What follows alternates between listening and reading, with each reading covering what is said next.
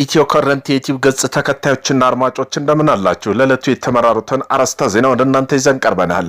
ህዝባዊ ወያኔ ሓርነት ትግራይ ህወሓት ወደ አፋር ሽማግሌዎችን ላከ።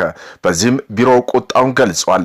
በትግራይ መከላከያ ኃይል TDF እና በትግራይ ሰላም ኃይል TPF መካከል በአፋርና ትግራይ ክልል አወሰኛ አካባቢ የተቀሰቀሰው መጠነኛ ግጭት በቀጠለበት በአሁኑ ወቅት ከትግራይ የተውጣጡ የሃይማኖት አባቶች ወደ አፋር ክልል ሐራ መሬት በመጓዝ ታጣቂዎች ወደ ትግራይ እንዲመለሱና ሰላም እንዲወርድ መማጸናቸው ታውቋል። በዚህም ጉዳይ የዜና ጥንቅራችን አካተናል። ቆይታችሁ የምትሰሙት ይሆናል።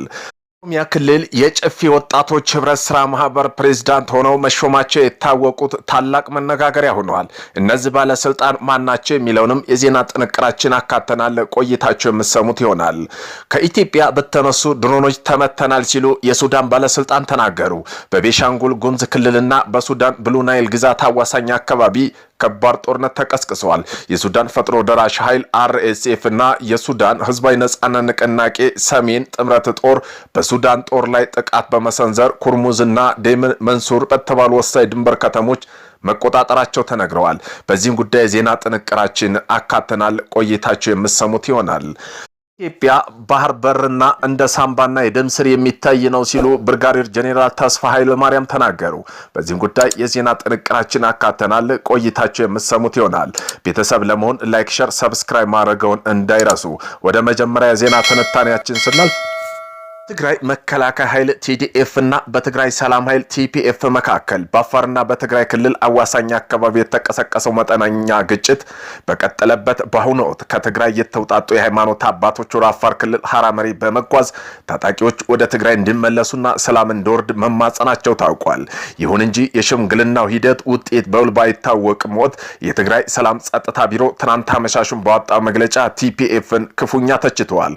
ቢሮ በመግለጫው መንግስትና ጸጥታ አካላት ጉዳዩን በሃይማኖት አባቶችና በሀገር ሽማግሌ አማካይ በውይይት ለመፍታት ከግማሽ መንገድ በመሄድ በተደጋጋሚ ጥረት ቢደረግ ሌላኛ ወገን TPF እንቢተኛቱ ሳይሳካ ቀርቷል ብለዋል። እነዚህ ቡድኖች የትግራይ ደመኛ ጠላቶች ደጀን በማድረግ የውጭ ኃይሎች ተልዕኮ በመቀበል በትግራይ አላስፈላጊ የጦርነት ስጋት ደቅነዋል ያለው ቢሮው አሁን ለሰላም ሲባል ከግማሽ መንገድ በላይ ተጉዞ ድጋፍ ለመስጠት ዝግጁ መሆኑን ታሳውቋል። በተጨማሪም ባለስልጣን ጥማት የተወረሩ ጥቂት የቀድሞ የፖለቲካና የጦር መሪዎች ሰራዊቱን ለግል ጥቅማቸውና ለትርጉም አልባ መስዋዕትነት እያደረጉ ነው ሲል የከሰሰው መግለጫው የከዳተኞች ኃይል የስልጣን ጥማት ለማርካት የሚከፈለው መስዋዕት ይበቃል ብለዋል። ኢትዮጵያ በተነሱ ድሮኖች ተመታን ሲሉ የሱዳን ባለስልጣን ገለጹ። በቤሻንጉል ጉሙዝ ክልልና በሱዳን ብሉ ናይል ግዛት አዋሳኝ አካባቢ ከባድ ጦርነት ተቀስቅሷል። የሱዳን ፈጥኖ ደራሽ ኃይል RSF የሱዳን ህዝባዊ ነጻነት ንቅናቄ ጥምረት በሱዳን ጦር ላይ ጥቃት በመሰንዘር ኩርሙክና ደም መንሱር በተባሉ ወሳኝ የድንበር ከተሞች መቆጣጠራቸው ተነግሯል። የሱዳን መንግስት በኢትዮጵያ ላይ ያቀረበውን ክስ ግጭት ይብለጥ አሳሳቢ አድርጎታል። አንድ ስማቸው ያልተጠቀሰ የሱዳን ከፍተኛ ባለስልጣን ለሱዳን ትሪቢዩን እንደገለጹት አማጽያን ጥቃት የሰነዘሩ ከኢትዮጵያ ግዛት ከቤሻንጉል ተነስተው ነው ብለዋል። ስልጣኑም አክለውም ሲናገሩ ለጥቃት ድጋፍ የሰጡት ድሮኖች የተነሱት በቤሻንጉል ጉሙዝ ከሚገኘው የተባበሩት አረብ ኤምሬት እንደሚመራ ከሚነገረው ወታደራዊ ጣቢያ ነው ሲሉ ገልጸዋል። ድርጊቱንም በኢትዮጵያና ዩናይትድ አረብ ኤምሬት የሚደገፍ የውጭ ወረራ ነው ሲሉ ፈርጀውታል። በኦሮሚያ ክልል የጨፌ ወጣቶች ህብረት ስራ ማህበር ፕሬዝዳንት ሆነው መሾማቸው ታላቅ መነጋገሪያ ሆነዋል። እንደኚህ ባለስልጣን ሰኚ ኢዱሽ ይባላሉ። በኢትዮጵያ የቲክቶክ መንደር ውስጥ ከፖለቲካ ይዘቶች መንግስት በመደገፍ የሚታወቀው በተለይ ደግሞ ከነሱ የተለየ ሐሳብ ያለው ወገኖች በጸያፍ ቃላት በመሳደብና ማንኳሰስ የሚታወቁት ሰኚ ኢዱሽ በኦሮሚያ ክልል የጨፌ ወጣቶች ህብረት ስራ ማህበር ፕሬዝዳንት ሆነው መሾማቸው ታላቅ መነጋገሪያ ሆነዋል። ይህ ሹመት ይፋ መሆኑን ተከትሎ ብዙዎች መንግስት አሰራር ሚዛናዊነት ጥያቄ እያነሱ ይገኛሉ። በተለይ ሰሞኑን መንግስት ለሀገር እሴት ይጎዳሉ ያላቸውን በቲክቶክ ላይ ከፍተኛ ተከታይ ያላቸውን እንደ አዶናይ ሞሴ ሰለሞንና ሞን ጃኒ ሌሎችም ቲክቶከሮች በተወሰነ ጊዜ አስሮና መክሮ መፍታቱ ይታወሳል። ይሁን እንጂ በከፍተኛ ስድብና ጸያፍ ንግግሮ የሚታወቁት አቶ ሰኚ እንኳን ታስሮ ሊመከር እንደውም ከክልል ደረጃ ትልቅ የስልጣን ባለቤት መሆናቸውን ብዙዎችን አስገርመዋል። ይህ ሁኔታ መንግስት በደጋፊዎቹና በተቃዋሚ መካከል የሚያደርገውን መድሎ ነው የሚል ከፍተኛ ትችት እያስከተለ ይገኛል። ይህ አጋጣሚ በመንግስት ዘንድ እውነተኛ ተጠያቂነት፣ ሚዛናዊነት የለም የሚሉ ድምጾች እንዲበራከቱ ምክንያት ሆኗል። እያንዳንዱ እስርና ምክር ለሌላው ደግሞ ስልጣንና ሹመት የሚለው አካሄድ ለህዝብ ዘንድ ጥርጣሬ የፈጠረ ነው። ማህበራዊ ሚዲያውንም እያሟሟቀው ይገኛል። እናንተ በዚህ ጉዳይ ምን ትላላችሁ? መንግስት በቲክቶከሮች እየወሰደ ያለው እርምጃ ይህን ሹመት ምን ያሳያል የሚለው ብዙዎች ጥያቄ ሆኗል። በር ለኢትዮጵያ እንደ ሳምባና የደም ስር የሚታይ ነው ሲሉ ብርጋዴር ጄኔራል ተስፋዬ ኃይለ ማርያም ተናገሩ።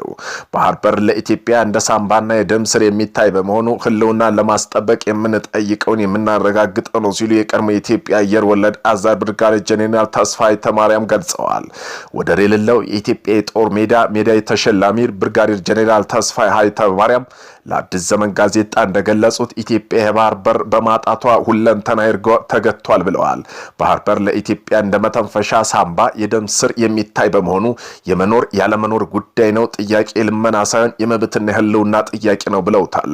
እንደ ብርጋዴር ጄኔራል ተስፋዬ ኃይለ ማርያም ገለጻ ከሆነ የባህር በር አልባ መሆን ሀገሪቱ ለውጭ ጥቃት በቀላሉ ተጋላጭ ከማድረጉም በላይ ጠንካራ ባህር ኃይል እንዳይኖራት ኢኮኖሚ ጫና እንዲከሰትና እንደውም ወደ ሀገር ውስጥ የሚገቡ ምርቶች ዋጋ እየናረ እንዲሄድ አድርጓል ብለዋል።